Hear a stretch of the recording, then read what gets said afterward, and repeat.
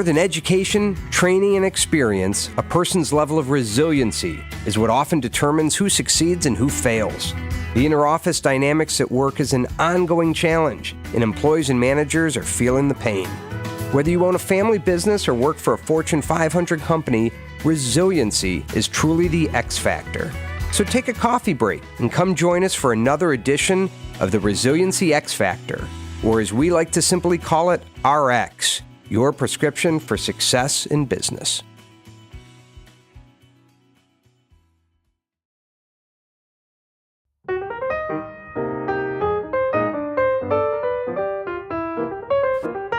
So welcome again to yet another episode of the Resiliency X Factor, or as we simply call it, RX, your prescription for success in business. Now in today's podcast, we're excited to really talk about one of the core critical elements that help organizations and individuals become resilient, which is about your ability to effectively manage change. And once again, Dr. Keith Levick and I are excited to engage in that dialogue with you. Yeah, it's exciting times and timely because the world is constantly changing. Without a doubt. So one thing we know for sure, Keith, as you said, is that life really is all about change. We grow older with the winds of change, if you will, and we keep building and affecting more things in our lives that oftentimes can alter our behavior. Now, as we all know, change also can deal with a lot of stress and can cause a lot of stress. And keep in mind, today is just simply a warm-up because tomorrow is going to bring us a much more complex world, a faster rate of change, constantly things speeding up on us. And unless we can learn to more effectively manage it and more effectively deal with the stress around us, we're going to really struggle. So, Dr. Keith, why is it that so many people struggle with that very simple thing of change? Well, Matt, it's really important to understand that changes are not what causes the frustration, the resistance, and the stress in people. That surprises me because when I think of change, that's what would come to mind, is the change itself is what would trigger all of that. Well, like I said, changes come and go.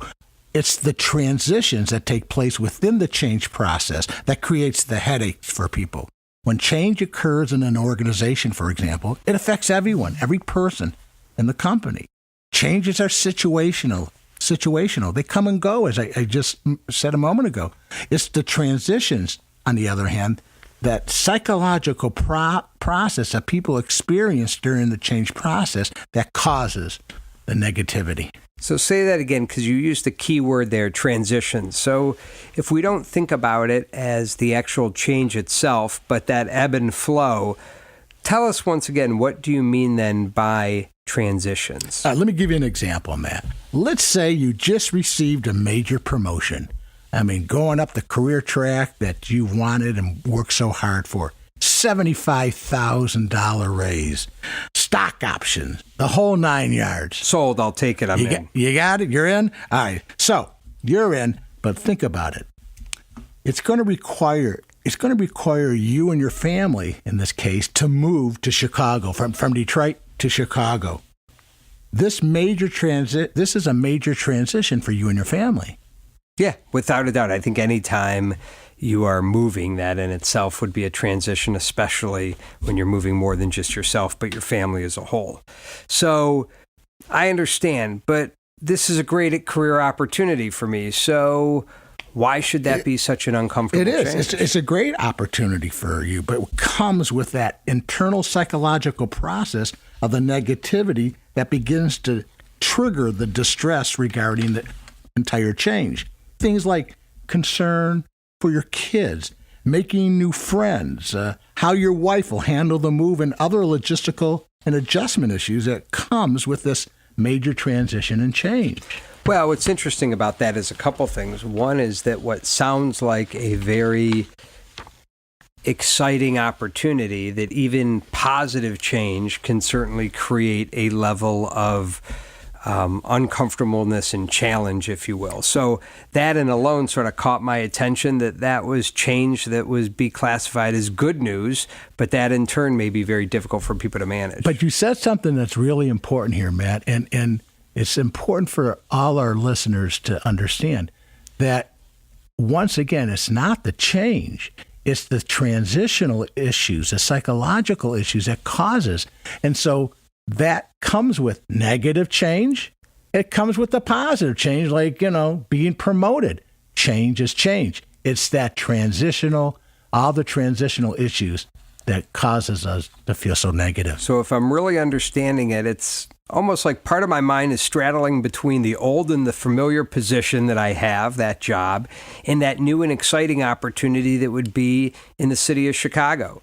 Now, during that transition, me and my family are experiencing a good deal of stress, and maybe good is the capital word there because it's good news, yet it could also be a good deal of stress. You betcha. And like we said earlier, change is consistently happening in the workplace and in life. And people probably are experiencing during that time a lot of apprehension, fear, and a slew of negative feelings during that change process. So I'm assuming there then that since people are dealing with apprehension, fear, and negative feelings, it's those negative feelings and behaviors that really need to be effectively managed by people who are really those resilient leaders and can be able to help their employees through that change process. So let's first take a deeper dive on what a person can do to better manage the change process. So once again, in my HR role that I've had, I oftentimes see people who handle a change very well, while other people will struggle with it. Why is that? Why are some people much more easily adaptable to those transitions within change than others? Let's go back to a little history, Matt, in 1970s. There was a psychologist, Dr. Susan Kibasa, that conducted a big research study looking at executives who were either reassigned or lost their jobs. And she studied this over an 8-year period, and she found that these executives responded one or two ways in terms of that major change and transition. So what were those couple ways? Tell us a little more. Well, there was one group, it's interesting, one group of executives became sick. They went to the doctors more, they had more psychological and physical symptoms. The other group, interesting enough, they didn't have any medical problems, psychological problems. Life was just flowing along for them. One group was allergic to change. That's an interesting way of looking at it, Matt. They had what she called back then in the 70s a hardy personality. So it's interesting, all joking aside, that's very similar to what we talk about. When you talk about a hardy personality, the first thing I hear is that word resiliency, of the ability to really be resilient. So what are the elements of a hardy, or as we would say in our podcast, a resilient person? What Kibasa found were what she called the 3 C's. Yeah, at first, there were these people who had a hardy personality saw or experienced a sense of control over their life was one thing. Another, they were committed. They were committed to their jobs more so than maybe other people. And they saw their work and the change as a challenge as opposed to something that was a big loss for them. It was a challenge and opportunity for them. So I think you're onto something here. It always amazes me when I read about the people who experience the most tragic situations and how quickly they are able to truly reframe that situation, reframe it in a way that is how you've just described it. They're able to find some significant meaning for themselves during a terrible event or situation, which in turn, more times than not, proves them to be more resilient than others who may have been faced with a similar situation. And there are numerous examples, historical examples of this found in the survivors of the Holocaust, for example, prisoners of war, hurricane devastation, people who are able to find real meaning for a change were able to manage that change and transition more effectively. And although it may not be a natural disaster or that they are a prisoner of war, if you will. I think the same would apply in the workplace, that you have individuals that went through very difficult and challenging situations, whether it was in our most recent Great Recession and people have lost their jobs and they were unemployed, or they possibly had to take and be reassigned to a different position. Oftentimes, people are putting themselves in positions of having to demonstrate those very skills of being resilient and managing through change to be successful at work, not just at home. Yeah, I would tell you, Matt, in our line of work, there's a lot of positive things, obviously, that we do. One of the things that is unfortunate when one of the car industries, for example, are closing a plant, they bring us in and help for us to help people deal and manage with that change. They're being reassigned or losing their jobs or making major changes. The devastation, the psychological consequences of that can be very difficult for people, and that's where we come in and try to help them.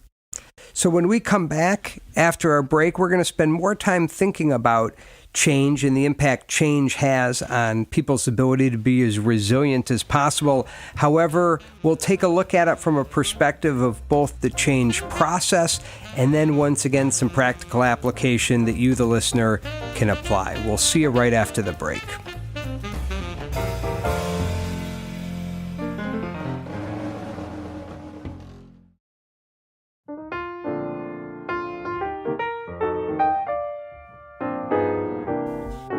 So welcome back to our podcast on the Resiliency X Factor, where today we are focused on change and how to best ensure that employees know how to manage and leaders know how to help their employees navigate through change in order to be as resilient as possible. So Keith, if we start us back up, let's talk about what is the change process that people typically go through. Well, let me throw it back to you, Matt, because you know, in the HR world and in organizations that you worked with in the past, how is change typically implemented?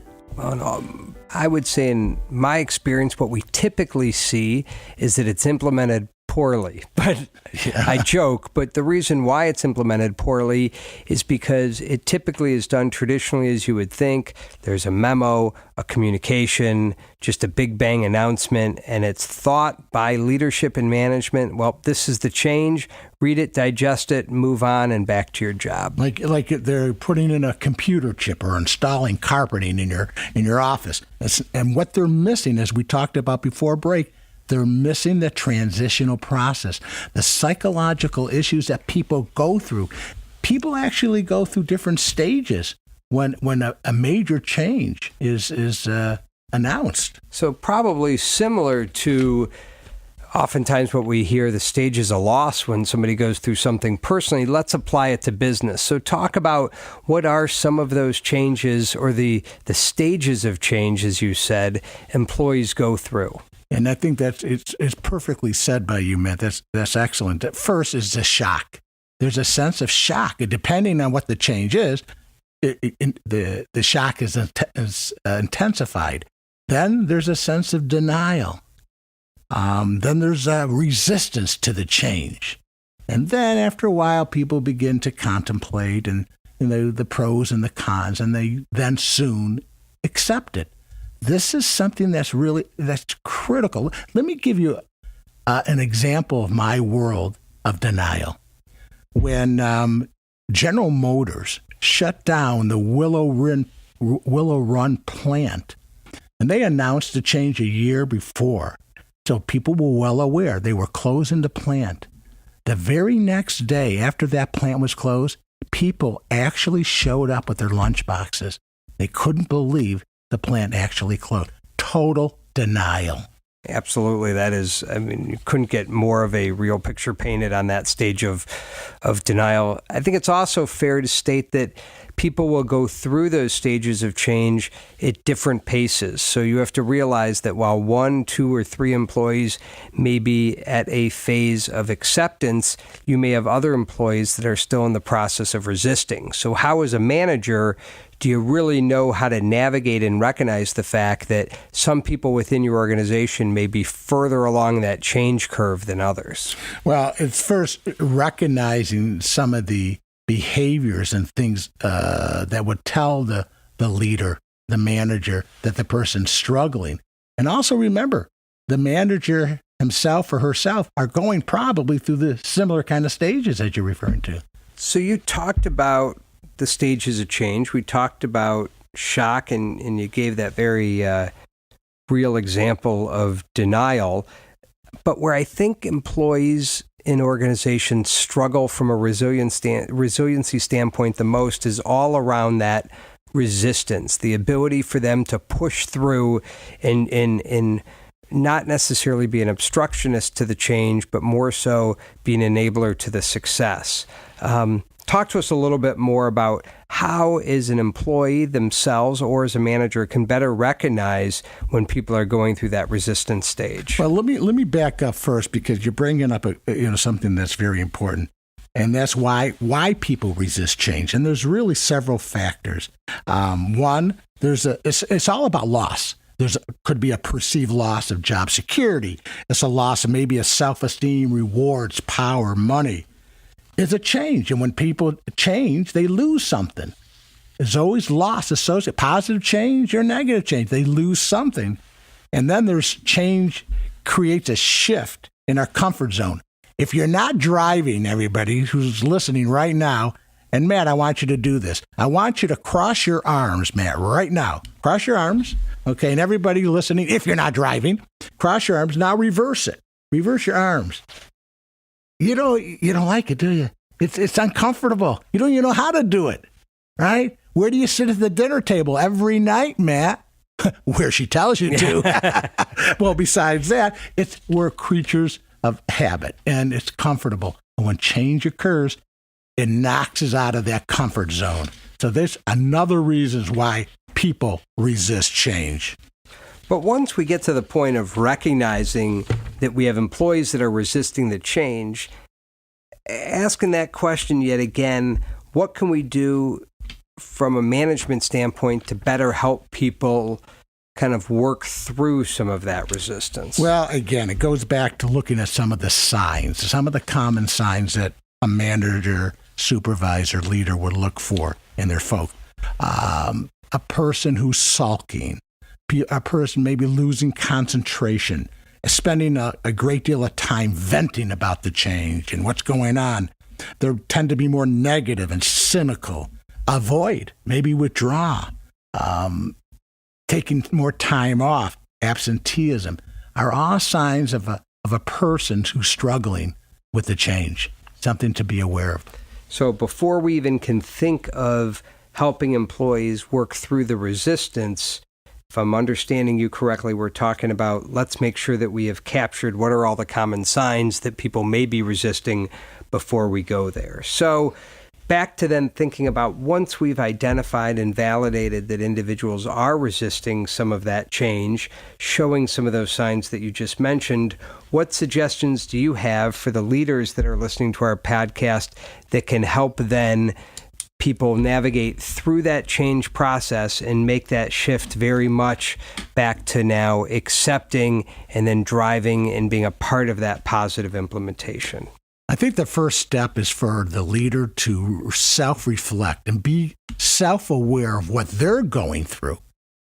That's a starting point. What are they going? How are they dealing with the stress, the frustration, the transitional process?